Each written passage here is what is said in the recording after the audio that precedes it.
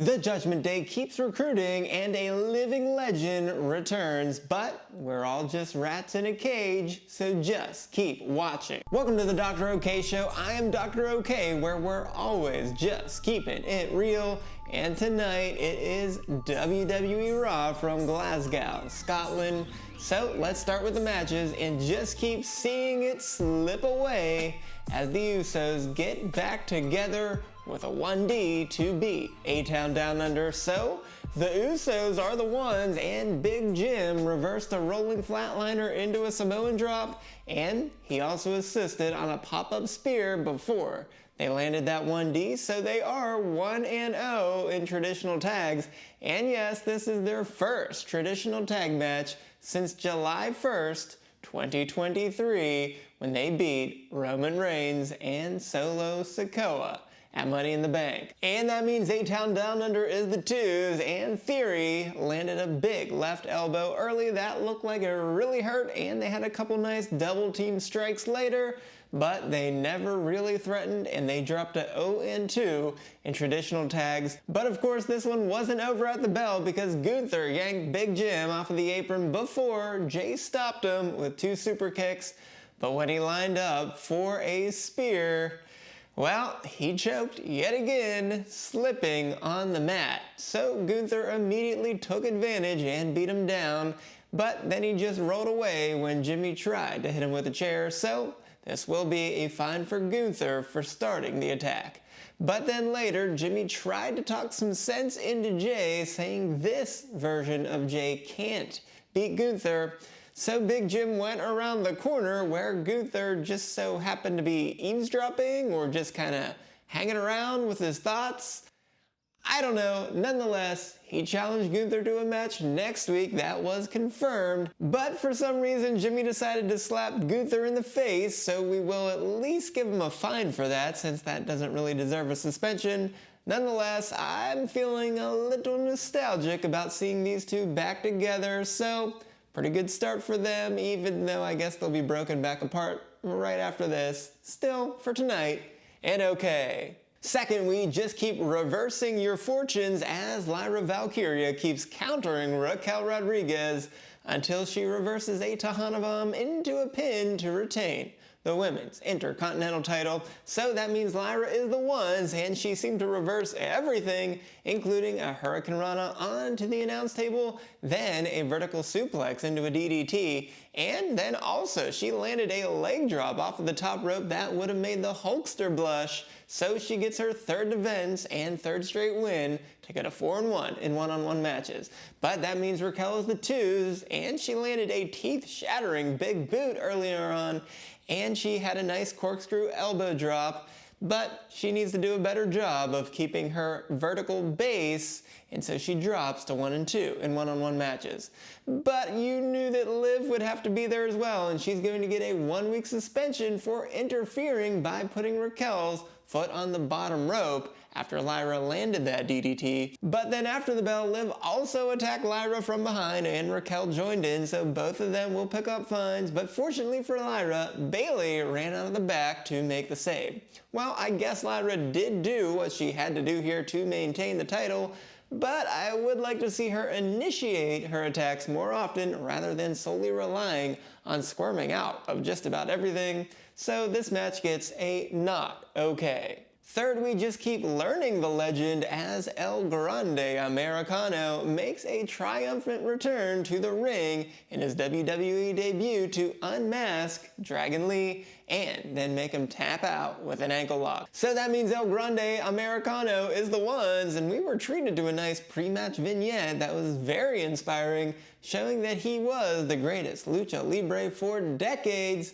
But unfortunately, he was blackballed and disappeared. So how lucky are we that we now get to see him inside the WWE ring, and I guess he's now coming back to bring honor and glory to wrestling. When he got in the ring, he landed a devastating suplex to the floor and had an incredible toss into the turnbuckle. Then he pulled off Dragon Lee's mask before locking that ankle. And normally I would call this disrespectful, but Dragon Lee actually tried to do this first earlier in the match, so all was fair at that point. So we have El Grande Americano becoming a legend and a future great at the same time, and he's 1-0 in a WWE ring.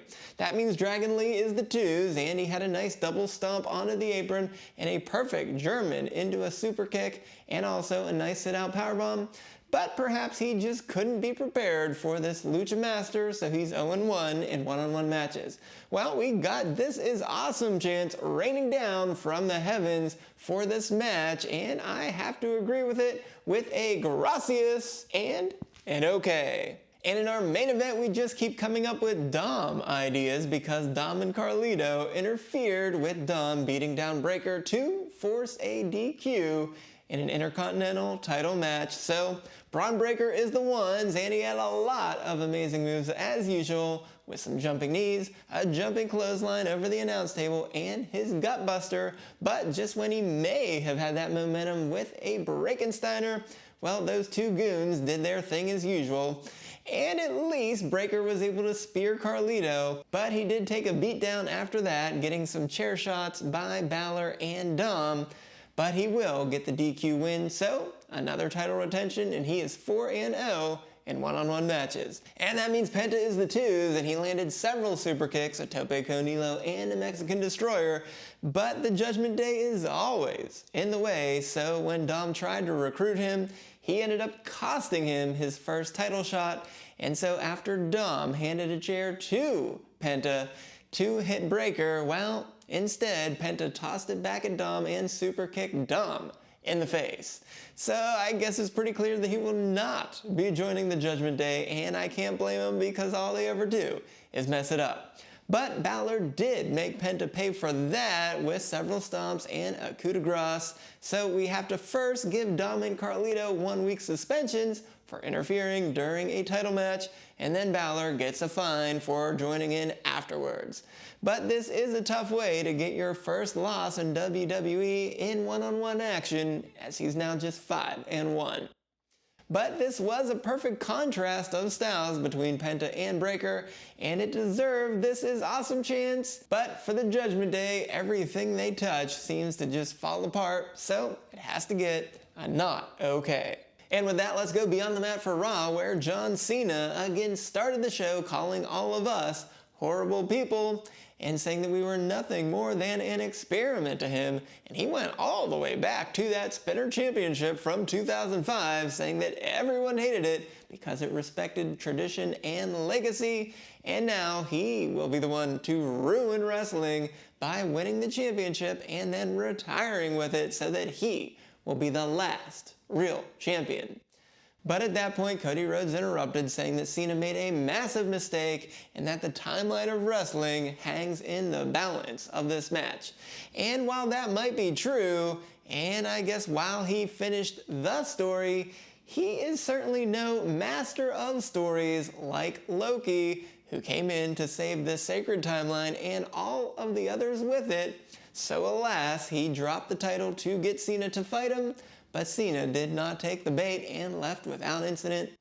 And well, I have to admit it is tough to top Cena from last week, but he's still plenty better than whatever Cody Rhodes is trying to get across, so he's clearly 0-2 in this one. So Cena at least gets all the credit here to at least give this one an okay. The Natural Disasters were announced as the next entrance into the WWE Hall of Fame, and good for them, but instead of hearing anything about them, we instead got The Rock talking about his and Triple H's title match for the IC title many, many moons ago. So congrats to Earthquake and Typhoon, but this was the epitome of vanity right here, and it has to get a double not okay.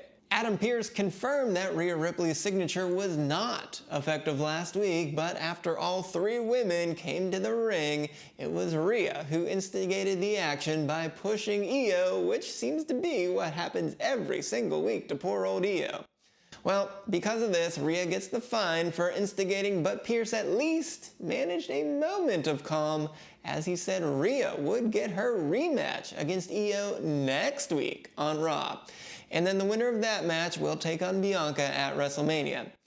Well, last week I said we needed a lawyer to see if that contract was valid to add Rhea to it, But this week, we're gonna need a lawyer to sue on Iyo's behalf because that was certainly a valid contract for her to get a match at WrestleMania against Bianca, but now she's all of a sudden in danger of not even making it to WrestleMania. And then later, Pierce also pulled an all-time boneheaded move by naming Bianca as the special guest referee for that title match next week.